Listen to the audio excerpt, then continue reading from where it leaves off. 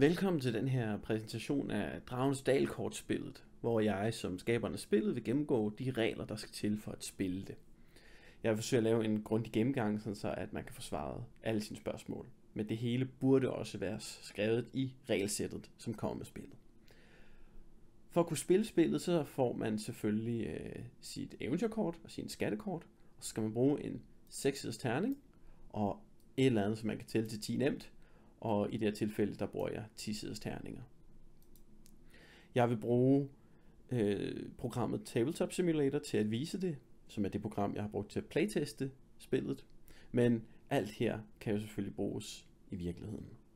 Godt. Den største forskel, som der er fra min version og jeres, det er, at bagsiden på kortene ikke har de nye flotte.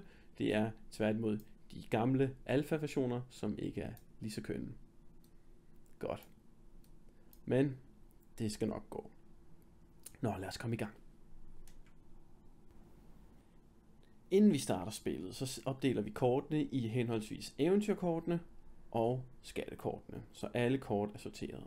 Og der er plads til, at hvert bunke kan have en brugt bunke ved siden af sig, sådan så de kort, der bliver brugt, de havner ved siden af, alt efter om det er monstre, eller om det er forbandelser osv., som der ryger herover. Det samme gælder for skattekortene, de har også deres egen brugtbunke. Hvis nu man har brugt en flaskeild, så ryger den herover og i skattekortsbunken. Man smider ikke skattekort over i eventyrsbrugtbunken eller omvendt. De skal ligesom være ved deres egen bunke, sådan så at de ikke bliver blandet sammen. Godt. Når vi skal til at gå i gang, så trækker hver spiller 4 kort fra hver bunke.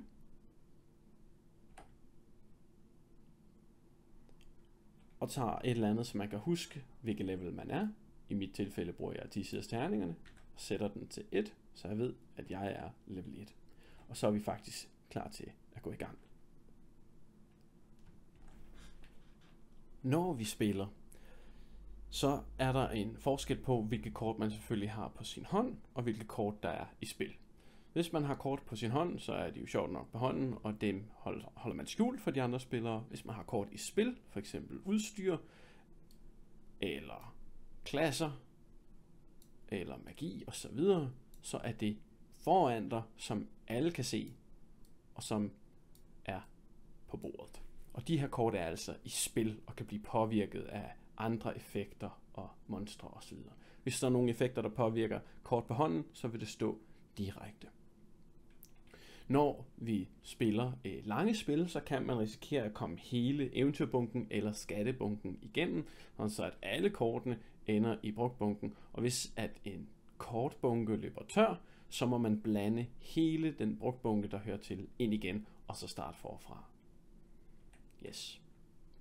Hvis man ønsker at have en anderledes form for start, der det jo er et rollespilskortspil, så kan man i stedet for at vælge med at starte med 4 kort fra hver bunke på hånden, så kan man så vælge i stedet for at kunne trække 3 fra hver, men til gengæld så får alle spillere lov til at kigge eventyrbunken igennem og vælge en klasse og en race, som man ønsker at spille. Det kunne fx være, at man ønskede at starte som sin egen spillerkarakter fra Dragenes Dal. Så kunne man finde sin elver, som er her, og en, lad os sige, alkymist. Hvis man nu var en elver alkymist, så fik man lov til at starte altså både med en klasse og en race. Det er, hvis man vil have en karakterstart, og så trækker man altså et mindre kort fra hver bunke, men starter med 2 kort i spil. Det gør vi ikke lige i denne omgang.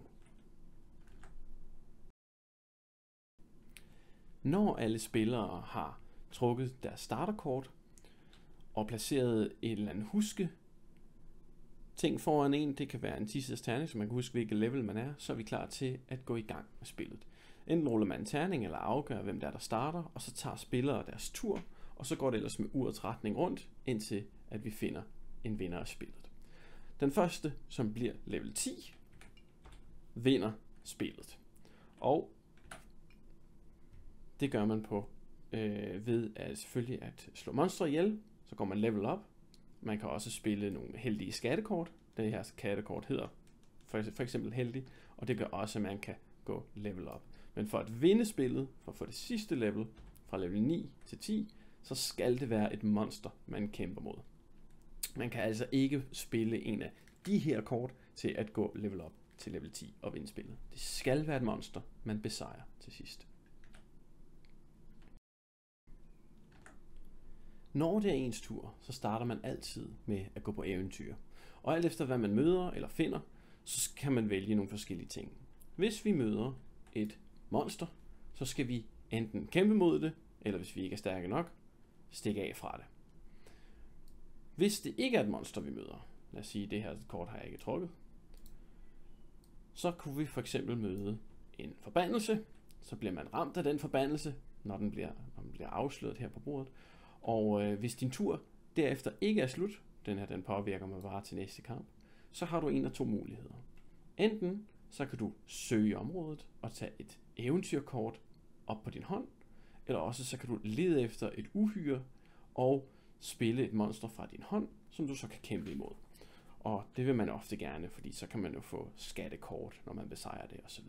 Bare være sikker på, at du enten kan få hjælp af nogen, eller selv besejre monster, du spiller fra din hånd. I det her tilfælde, så tænker vi, at vi søger i området, for at se, hvad vi kan finde. Og der finder vi så en klasse, en troldkarlsklasse. Og så er min tur slut. Hvis jeg slutter min tur med mere end 5 kort på min hånd, så bliver jeg nødt til at donere nogle af de kort til den spiller, som er lavest level, og hvis der er flere, så er det den spiller, der sidder lige til venstre for dig, og så ellers uret rundt. Så i det her tilfælde, der skulle jeg give nogle kort væk, hvis ikke jeg, inden jeg slutter min tur, spiller nogle af de her kort fra min hånd selvfølgelig. Jeg kan jo spille nogle af mine udstyrskort, og jeg kan spille mine klasser og racer osv. Og så har jeg pludselig kun 5 kort på hånden, og det er jo meget heldigt.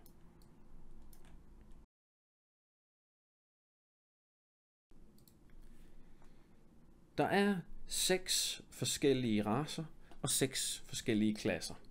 Og der er 2 af hver. Hvilket vil sige, at der er 2 granitanere, 2 dvæve, 2 tingfødte osv. Og så er der 2 alkymister og 2 troldkarle osv. Det giver en kæmpe kombinationsmulighed, der hver spiller kan være henholdsvis en race og en klasse.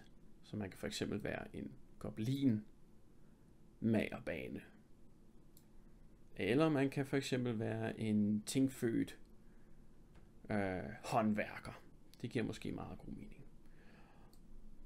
Hver spiller kan selvfølgelig kun have en af hver, medmindre man får en af de unikke kort, som henholdsvis er enten krydsling, hvor du må have 2 racekort, og så får du alle fordele og ulemper ved begge, eller bare et enkelt racekort uden ulemperne. Lad os sige, at vi har en goblin-krydsling, men du har ikke fundet nogen andre racer at være en krydsling af, så hvis du kæmper mod et monster, der får nogle specifikke fordele af, at du er goblin, så fordi du er krydsling, så kan du vælge at ignorere det. Men lad os nu sige, at du er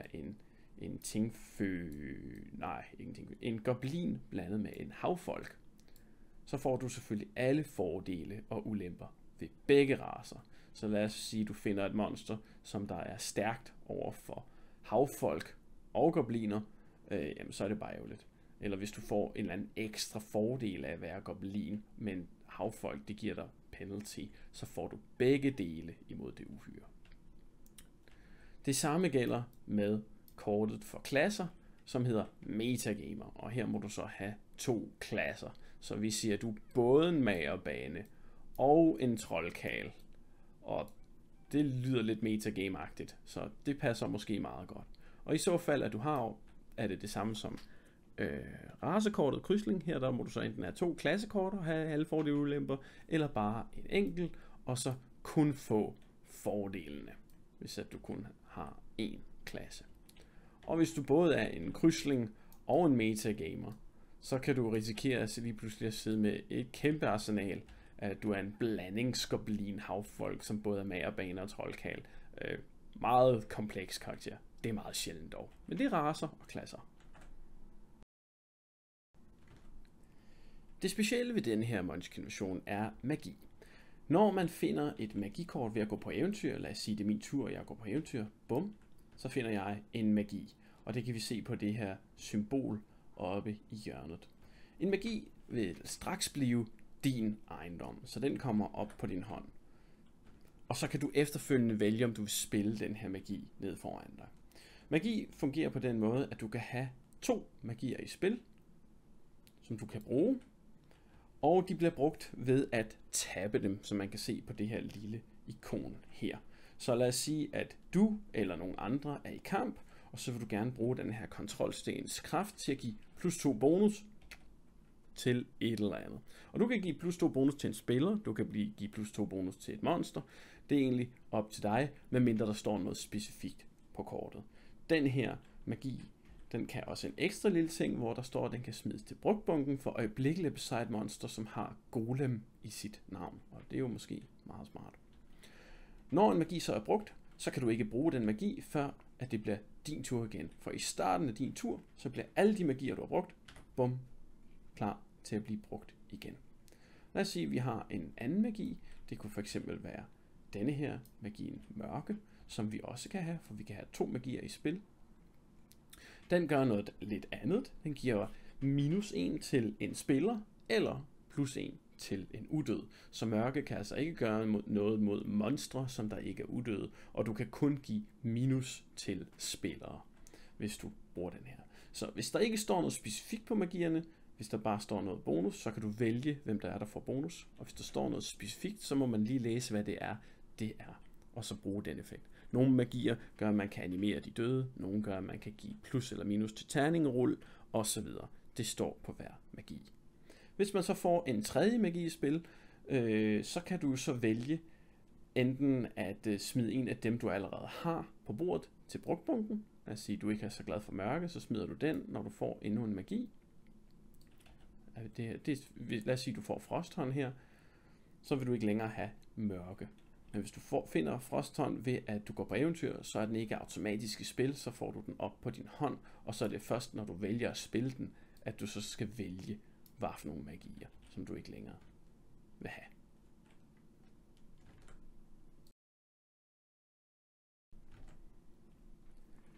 Modsat magier, så kan vi også finde forbandelser, når vi går på eventyr. Og hvis vi finder en forbandelse, når vi går på eventyr, bum, så bliver vi øjeblikkeligt ramt af den forbandelse. I det her tilfælde bliver jeg ramt af manasyge, hvor jeg må smide alle mine magier til brugtbunken. Og det vil sige alle de magier, som jeg kender. Hvis jeg nu kendte en hel masse magier, så vil de alle sammen øjeblikkeligt blive smidt til brugtbunken. Det kan være alle mulige andre former for ting, som man bliver ramt af, når man bliver ramt af en forbandelse. Men så længe at din tur ikke er slut, så kan du stadigvæk få lov til at gøre det, som der nu sker efterfølgende. Hvor du enten kan søge området, eller lede efter et monster, og så kæmpe mod det, hvis du har et monster på din hånd. Men hvis du nu finder en slem forbandelse, lad os sige den her, det er et hurtigt spørgsmål, så skipper vi altså min næste tur, og er det allerede min tur, det vil sige, det er det lige nu, så smider jeg alle kort fra eventuelt kamp i brugtbunken, og så er det slut. Så min tur, den slutter, altså hvis jeg bliver stillet et hurtigt spørgsmål. Lad os sige, at det var så min tur, så er det den næste spillers tur, så går de på eventyr. Lad os se, hvad de finder. De finder så en granitaner-race. Den får de jo så op på hånden, som de kan vælge at spille, hvis de vil. Og derefter vælger de at søge i området og får endnu et kort op på deres hånd. Og det viser sig så at være en forbandelse. Styrkedræn. Når man har en forbandelse på hånden, så må man spille den når som helst på andre spillere, inklusiv sig selv. Så lad os sige, at så er der en af de andre spillere, han er i gang med at kæmpe mod et eller andet uhyre, og så er de ved at vinde. Så kan du lige sige, forbandelse, jeg spiller forbandelse på dig. Bum, du er nu blevet styrkedrænet, så du får -5 til din næste kamp, og fordi han allerede er i kamp med et monster, så er det øjeblikkeligt. Så man kan altså, hvis man har forbandelser på sin hånd, så kan man gemme dem og bruge dem til at sabotere andre. For eksempel kan man også stille dem et hurtigt spørgsmål, og så slutter deres kamp øjeblikkeligt. Rigtig nasty forbandelse.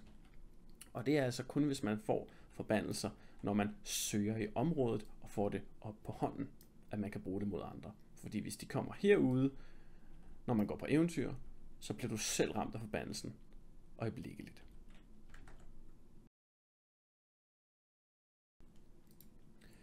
Når det lykkes dig at besejre monstre, eller på anden måde bliver meget heldig, så får du nogle skattekort.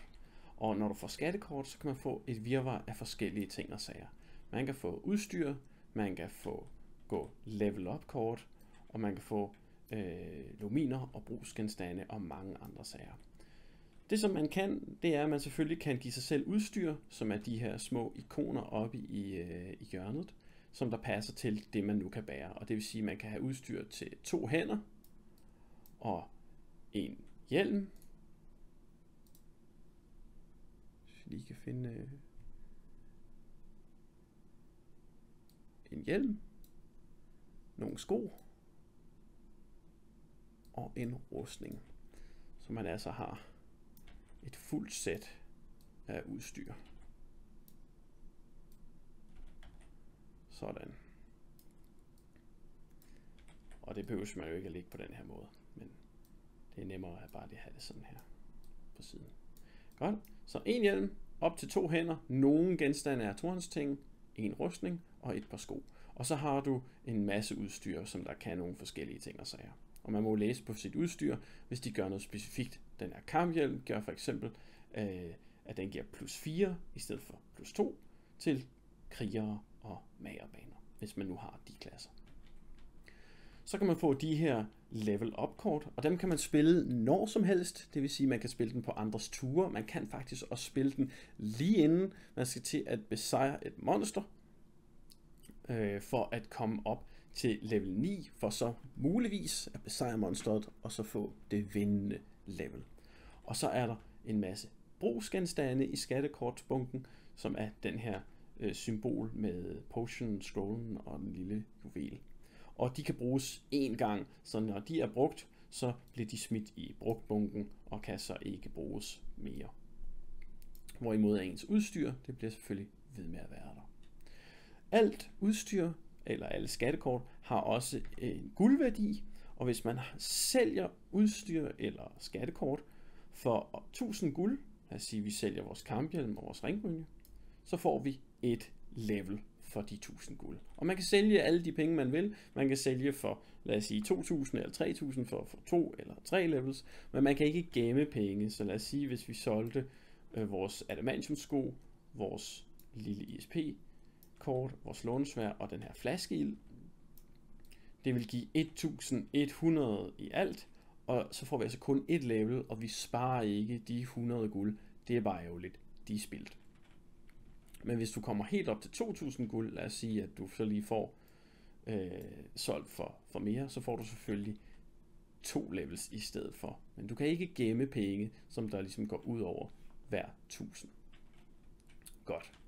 Så er der nogle meget stærke skattekort, og det er luminerne. Og luminerne, dem findes der kun 5 af.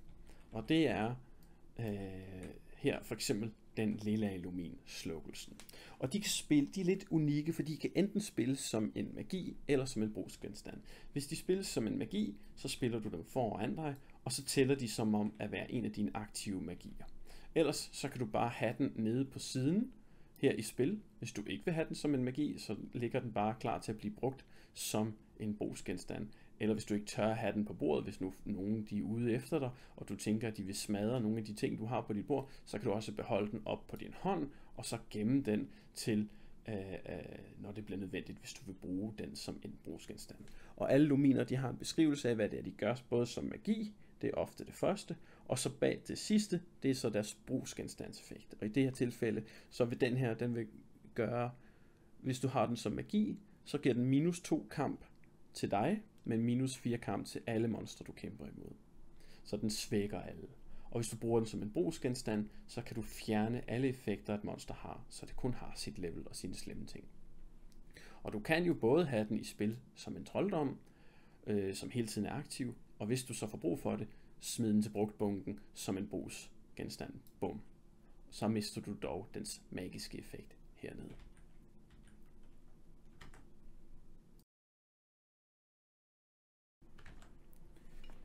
Når vi møder et monster fra eventyrbunken, så kan vi jo enten vælge at kæmpe mod det, eller forsøge at flygte fra det.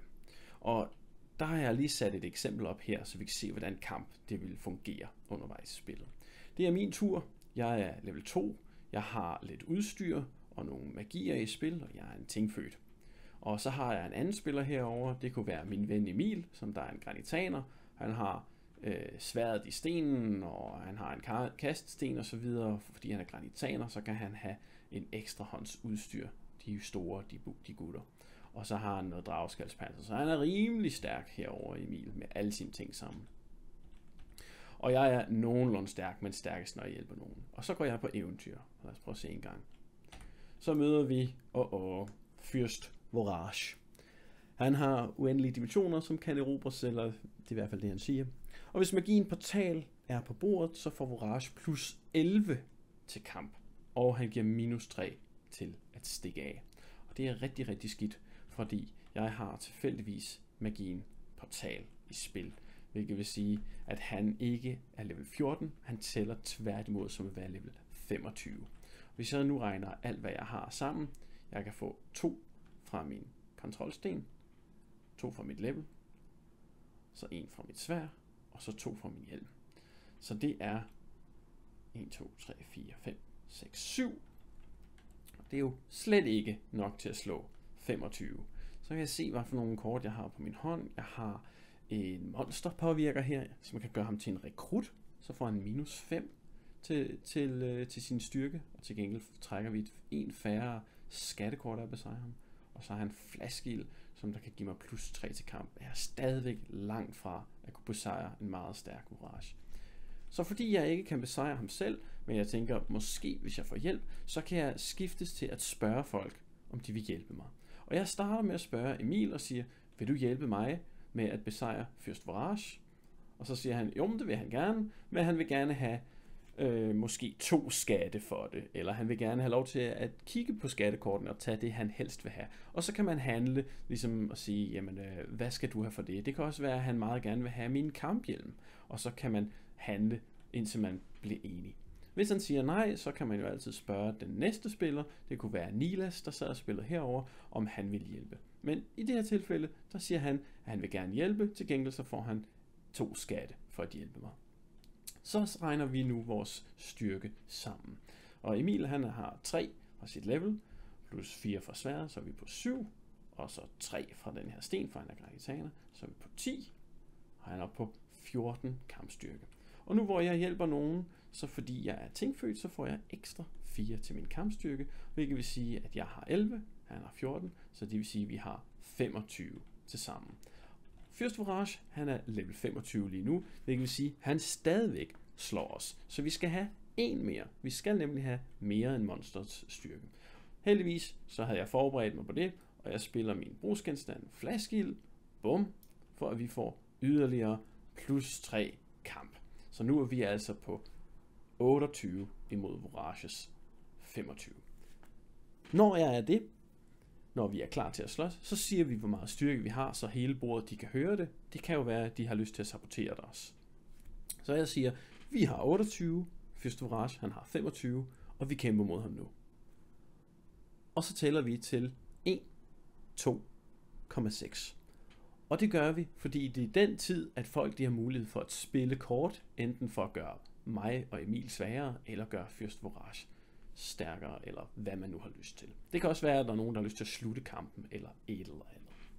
Hvis de ikke når at spille kort fra deres hånd i den tid, hvor man siger 1, 2,6, så er det bare ærgerligt, så er kampen vundet. Men lad os nu sige, at vi begynder at tælle 1, 2, bum! Så når Nilas at spille et kort fra sin hånd, som er en skumdragt. Han putter altså Vorage ind i en skumdragt og giver ham yderligere plus 10 til monsteret. Og nu er vi på spanden, for vi kan ikke slå ham. Selv hvis jeg spiller rekrut nu, så vil det ikke være nok til at få ham svag nok. Han vil stadigvæk være på 30, og vi vil kun have 28. Så mig og Emil, vi er på skideren, vi bliver nødt til at stikke af. Når man stikker af fra et monster, så skal man rulle en 6-siders terning. Og normalt, så er det på 5 og 6, at det lykkes at stikke af fra monsteret. Der kan være ting, som der påvirker det. For eksempel så, jeg har portal, og hvis jeg bruger portal, så kan jeg få plus 2 til at stikke af på et terningrulle, hvilket vil gøre det meget nemmere. Og når jeg så får plus 2 til at stikke af, så vil det jo også være på 4 og 3. Uheldigvis så er Vourage virkelig god til at forfølge folk, når magien portal er på bordet, så han vil give os minus 3 til alle flugtforsøg, hvilket vil sige, at Emil han har ikke noget her, der kan hjælpe ham med at stikke af, så uanset hvad han ruller på terningen for at stikke af, han slog en 6'er. Det er lige meget, fordi Vourage giver ham minus 3.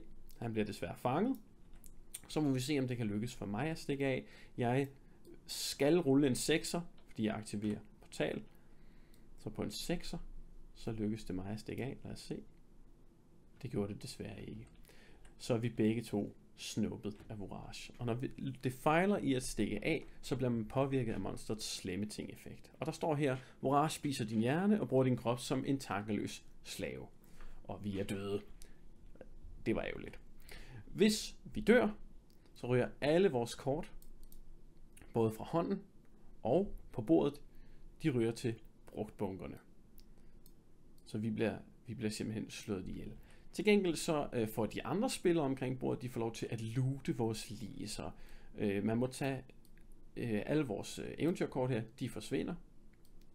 Og så får de andre omkring bordet lov til at tage på skift et af vores skattekort. Så det kan være, at Nilas herovre, han var rigtig glad for at få den her kamphjelm, så han snupper den fra mig. Og fordi Emil han også er død, så tænker Nilas, at den her dragskældspanser, den passer ham meget bedre, så snupper han den. Så når alle på bordet ligesom har taget en ting, så ryger resten i brugtbunkerne.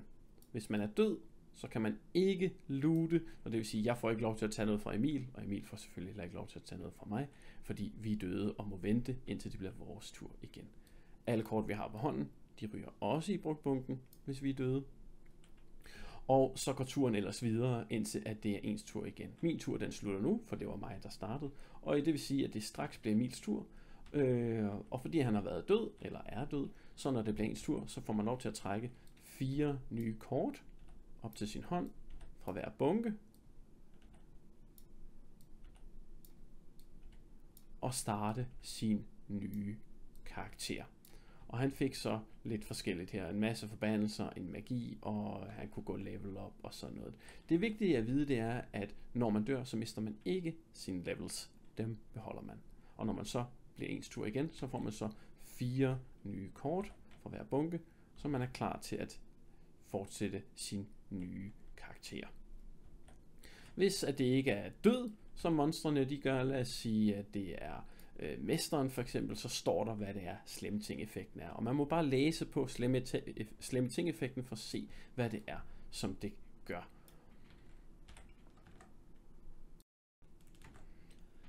Monstre er nemme at læse, da de alle sammen har et level, de har nogle effekter, og så giver de nogle skatte.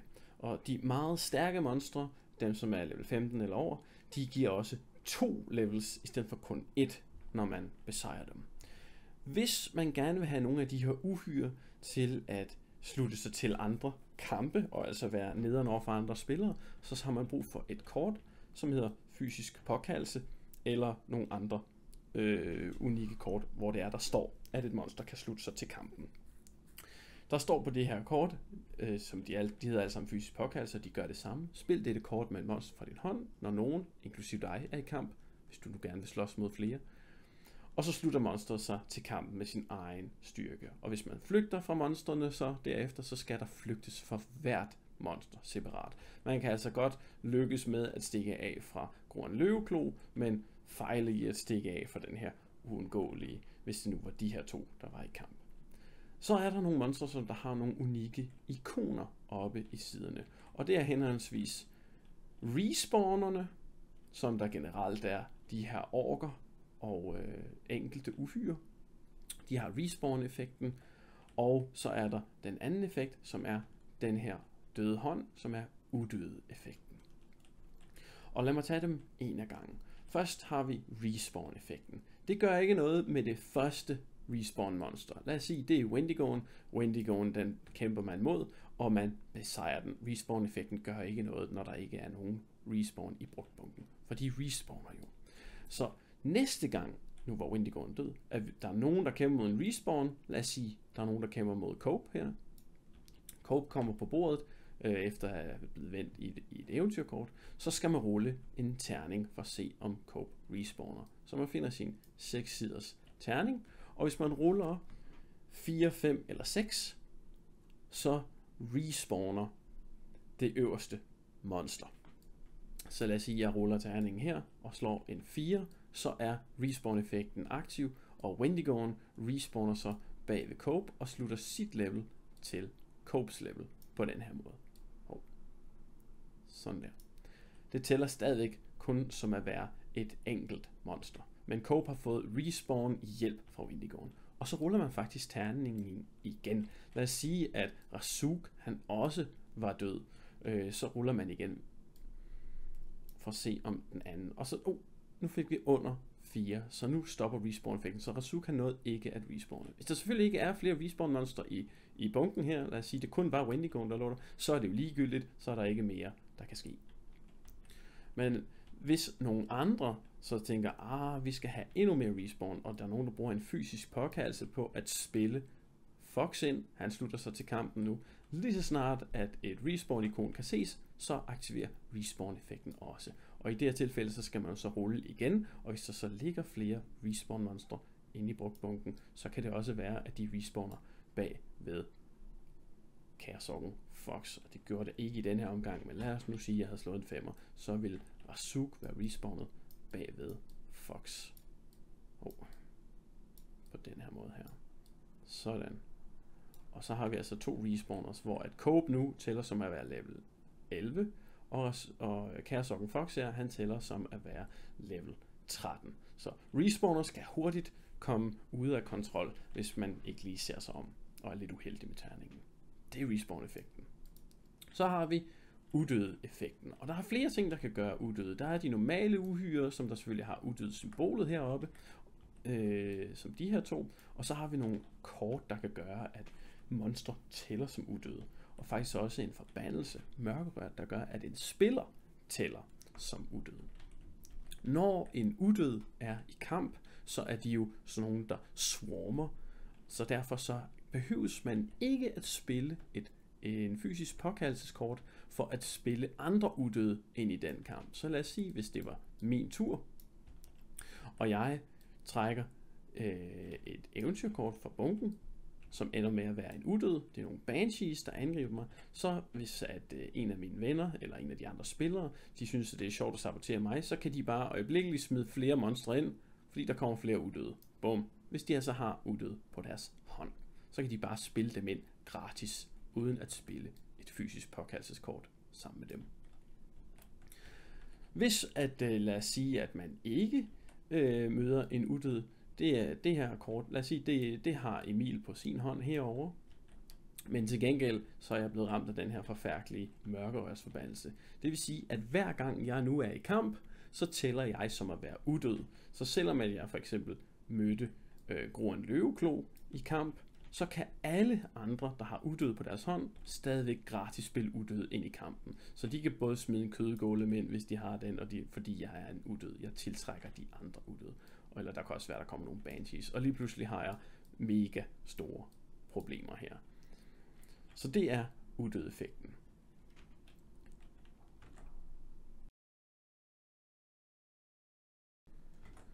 Nogle afsluttende bemærkninger er, at når monstre de respawner, så er det altså kun deres level, der bliver lagt til det øverste monster. Alle effekterne og slemme ting og så videre, skattekort og alt det der, det er kun det øverste monster, der tæller. Så i tilfælde af, at Cope havde respawnet en Wendigo, så er det stadigvæk kun Copes skatte og slemme ting, der påvirkes. Det samme gælder herover, hvis Razook han er respawnet bag Chaosorken Fox, så er det stadigvæk kun Fox, der ligesom tæller. Og de tæller kun som et samlet monster hver. Så lad os sige, at Cope, der var en masse respawns i bunken, og de blev alle sammen respawnet bagved. Så vil Cope være virkelig, virkelig stærk, men der vil stadigvæk kun tælle som et monster, som giver en skat. Så respawns, de kan være ret irriterende. Så har vi kortet Game Master. Og Game Master gør, at man kan sige, som der står på kortet her, som jeg står og siger her, så sagde vi lige, det kunne jeg godt. Og det gør, at man kan spille det sammen med enten et udstyrskort eller en magi, og så er det lovligt for dig at bruge. Hvis jeg for eksempel allerede har en kamphjelm og har det her fine hat og tørklæde på min hånd, sammen med et Game Master kort, så kan jeg spille Game Master kortet sammen med min anden hjelm, fordi så sagde vi lige, at jeg godt kunne have 2 hjelme på. Og så er Game Master kortet sammen med den her hjelm. Hvis jeg så mister den hjelm, så mister jeg også Game Master kortet. Og det er bare ærgerligt. Men hvis jeg mister den anden hjelm, så kan jeg jo altid få fat på en anden hjelm igen. Fordi at jeg er jo Game Master, så det kan jeg sagtens. Det samme gælder, hvis at jeg har 2 magier i spil, og har en tredje magi på min hånd. Og jeg tænker, jeg vil faktisk egentlig gerne have 3 magier i spil. Så kan jeg spille Game Master kortet sammen med min tredje magi, og så sagde vi lige, at det kunne jeg godt. Jeg kunne nemlig godt have 3 magier. Så det er sådan, man bruger Game Master kortet. Og så mister du så det kort, når du mister det, som den er sat fast sammen med. Den sidste vigtige ting at huske er, at man selvfølgelig kun kan vinde spillet, hvis det står decideret på kortet, at du får et level, der gør, at du kan vinde spillet. Ellers så den eneste måde, det er ved at besejre et monster, stærkt eller svagt, for at gå fra level 9 til level 10. Og så håber jeg, at det var en grundig nok gennemgang. Hvis I har spørgsmål, så må I jo skrive, og så held og lykke på jeres eventyr.